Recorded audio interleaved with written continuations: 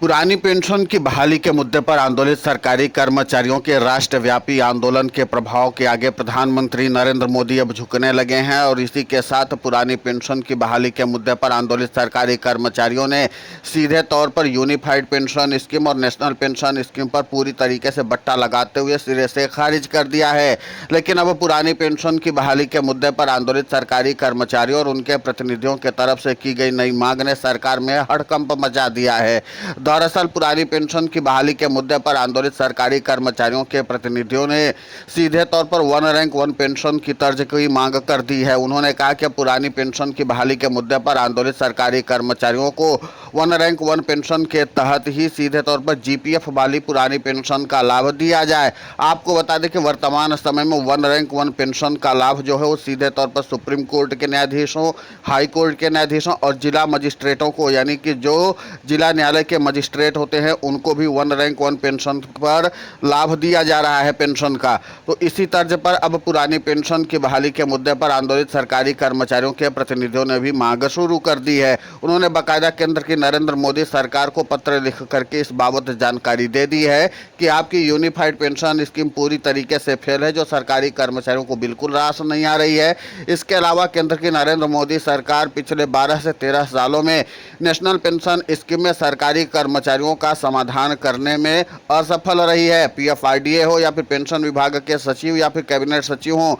कभी भी सरकारी कर्मचारियों को आश्वासन के आगे कुछ नया देने में असफल रहे हैं। इसीलिए अब सरकारी कर्मचारी ये चाहते हैं कि वन रैंक वन पेंशन की तर्ज पर ही पुरानी पेंशन की बहाली के मुद्दे पर आंदोलित सरकारी कर्मचारियों को पेंशन का लाभ दिया जाए। अब जाहिर सी बात है कि जिस तरीके से सरकारी कर्मचारियों ने दो बड़ी पेंशन स्कीम पर बट्टा लगाया है और सीधे तौर पर नई पेंशन स्कीम की मांग कर दी है, इसमें केंद्र की नरेंद्र मोदी सरकार के हाथ पांव फूलने लगे हैं। आपको बता दें कि इसी तर्ज पर ही लगातार पेंशन दी भी जा रही है और इसका लगातार मांग भी किया जा रहा था। आपको बता दें कि तत्कालीन सुप्रीम कोर्ट के मुख्य न्यायाधीश जस्टिस DY चंद्रचूड़ ने जजों की पेंशन को लेकर के अपनी चिंता भी जाहिर की थी। अब इसी पर सरकारी कर्मचारियों ने केंद्र की नरेंद्र मोदी सरकार को घेरना शुरू कर दिया है कि क्या न्यायाधीशों की पेंशन सरकारी कर्मचारियों की पेंशन से अलग होती है, क्या उनकी आर्थिक जरूरत सरकारी कर्मचारियों की आर्थिक जरूरत से अलग होती है, क्या उनका जीवन यापन सरकारी कर्मचारियों के जीवन यापन से अलग होता है।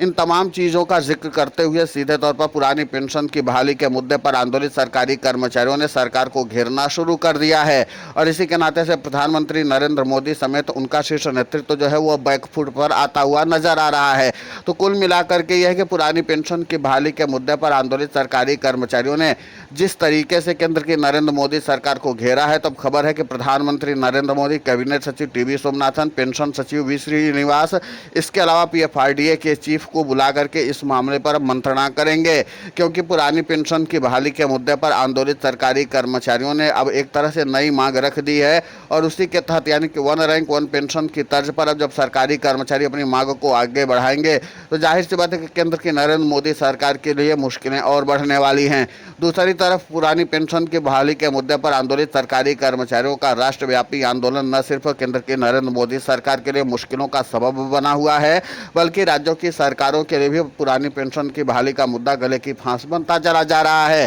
क्योंकि कई राज्यों के सरकारी कर्मचारी लगातार पुरानी पेंशन की बहाली के मुद्दे पर आंदोलित है और सरकार की कार्यशैली पर सवाल भी खड़े कर रहे हैं। और इसी के नाते से अब राज्य की सरकारें भी लगातार केंद्र की नरेंद्र मोदी सरकार को अपना जवाब भेज रही हैं कि जिस तरीके से पुरानी पेंशन की बहाली के मुद्दे पर आंदोलित सरकारी कर्मचारी यूनिफाइड पेंशन स्कीम और नेशनल पेंशन स्कीम के खिलाफ मोर्चा खोले हुए हैं, उसके नाते से राज्य की कार्यशैली पर भी अब सवाल उठने शुरू हो चुके हैं।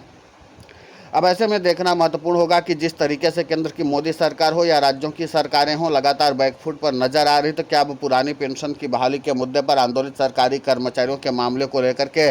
सरकार कोई बड़ा फैसला लेती है, या अभी बिहार के विधानसभा चुनाव तक का केंद्र की नरेंद्र मोदी सरकार इंतजार करती है और सरकारी कर्मचारियों के इम्पैक्ट को देखना चाहती है। आपको बता दें कि पुरानी पेंशन की बहाली के मुद्दे को लेकर के पहले ही केंद्र की मोदी सरकार ने साफ कर दिया था लोकसभा में कि भविष्य में भी किसी भी तर्ज पर पुरानी पेंशन की बहाली नहीं करेगी और न ही उसको बहाल करने की कोई योजना केंद्र की मोदी सरकार के पास है। इसी के नाते से पुरानी पेंशन की बहाली के मुद्दे पर आंदोलित सरकारी कर्मचारियों का आंदोलन चरम पर पहुंच गया था। अब इसी आंदोलन के मूवमेंट को ध्यान में रखते हुए राज्यों की सरकारों के हाथ पांव फूल रहे हैं। खासकर बीजेपी शासित और इंडिया शासित राज्यों की जो सरकारें हैं उनके लिए मुश्किलों का सबब बढ़ता चला जा रहा है। अब प्रधानमंत्री नरेंद्र मोदी सचिवों के साथ बैठक करके इस पूरे मामले पर क्या समाधान निकालेंगे ये तो कह पाना मुश्किल है, लेकिन इतना तो तय है कि पुरानी पेंशन की बहाली के मुद्दे पर आंदोलित सरकारी कर्मचारियों के आंदोलन का मूवमेंट अब प्रधानमंत्री नरेंद्र मोदी को भी डराने लगा है। पुरानी पेंशन की बहाली का मुद्दा अब लगातार चर्चा का विषय भी बना हुआ है और इसी के साथ सरकारी कर्मचारियों के कई बड़े आंदोलन भी प्रस्तावित हैं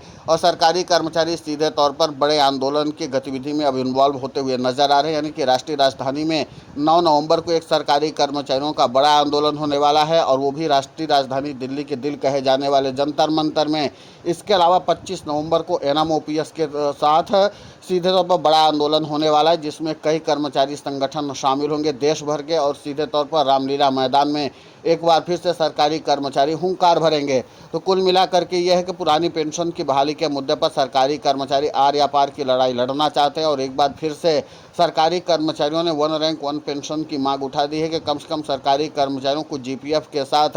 पेंशन मिलनी शुरू हो जाएगी। ठीक है, आप पुरानी पेंशन की बहाली नहीं करते हैं तो सरकारी कर्मचारियों के लिए वन रैंक वन पेंशन की योजना लागू कर दीजिए, जिसके नाते से सरकारी कर्मचारियों को सम्मानजनक तरीके से जीवन जीने के लिए एक नई आशा की उम्मीद दिखाई दे। अब कुल मिलाकर के है कि पुरानी पेंशन की बहाली के मुद्दे पर आंदोलित सरकारी कर्मचारियों का बढ़ता व्यापक आंदोलन और इसी के साथ इस नई मांग ने एक बार फिर से प्रधानमंत्री नरेंद्र मोदी की टेंशन को बढ़ा दिया है। अब ऐसे में देखना महत्वपूर्ण होगा कि प्रधानमंत्री नरेंद्र मोदी क्या विकल्प निकालते हैं, क्योंकि इतना तय है कि पुरानी पेंशन की बहाली के मुद्दे पर आंदोलित सरकारी कर्मचारी अपने आंदोलन को रोकने वाले नहीं है और केंद्र की नरेंद्र मोदी सरकार के लिए कई बड़ी मुश्किलें भी खड़ी करने वाले हैं। इसीलिए प्रधानमंत्री नरेंद्र मोदी अब आला दर्जे के अधिकारियों और सचिवों के साथ बैठक करके इस मामले पर कोई न कोई समाधान निकालने की कोशिश जरूर करेंगे, क्योंकि उनको लगता है कि अगर वन रैंक वन पेंशन की मांग सरकारी कर्मचारी अपनी तर्ज पर उठा लेते हैं और सीधे तौर पर इसकी मांग अगर शुरू कर देंगे और इसको जन आंदोलन बना देंगे तो फिर यूपीएस और एनपीएस की तर्ज पर